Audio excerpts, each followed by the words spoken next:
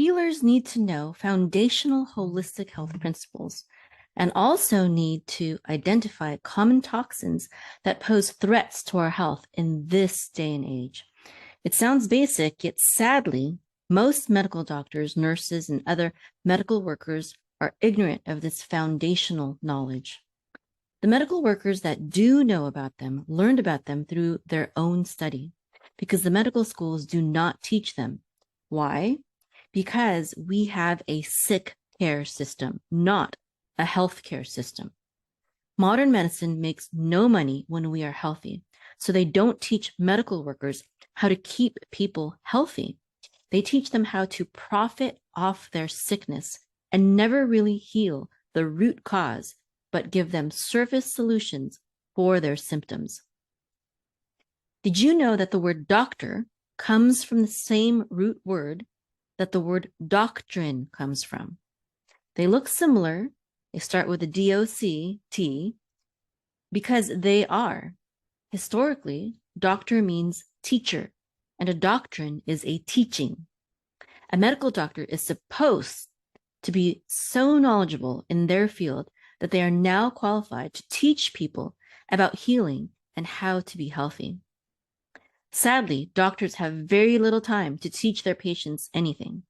They barely have time for a quick and often faulty diagnosis and to write a prescription for a drug that will most likely cause side effects in the long run that are worse than the original symptoms they were supposed to mask. What kind of holistic health foundations am I talking about that these medical workers should know about? Things like how to use water for healing, bowel cleansing, sunshine, and other things that are extremely powerful, but yet so many take for granted. And what kind of toxins do we need to be aware of today that most medical workers don't know about? Things like chemicals in our water, in the air, in our food supply, in the everyday items that we use for body care, for house cleaning, etc. And yes, even in our medicine. Iatrogenic errors are the third leading cause of death in America, and these are the side effects of correctly and incorrectly prescribed medical treatments. People often come to me asking, what kind of herbs can I use for XYZ, whatever their disease is? And I tell them, it doesn't work that way. If I simply gave you an herb or an herbal formula and you took it, but we didn't address some basic things that you might be doing wrong that are actually causing your pain and sickness, then I would be doing you a disservice. Holistic healing means looking at the whole you, not just your symptoms, but your lifestyle, your diet, your environment, your relationships, your stress levels, etc. This is what most medical workers don't get. But this is what we teach our students how to do at aruka.com. As Thomas Edison said, the doctor of the future will give no medicine, but will interest his patients in the care of the human frame, in diet, and in the cause and prevention of disease.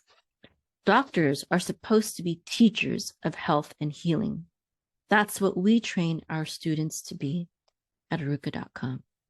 So to recap what we've learned so far in this series of 8 secrets of how to become a holistic healer, secret number 1 is you need to know who the top healers are and learn from them, not simply learn what's accepted, because what's accepted is usually outdated, ineffective, and was originally accepted because it profits the medical industry, not the patient. Secret number 2 is you need to know the foundations of holistic health and also how to avoid common toxins that we face in our world today. Applying nutritional, herbal, or other holistic remedies without understanding these foundational principles is like filling your tire with air without first patching up the holes. So stay tuned for secret number 3 coming soon.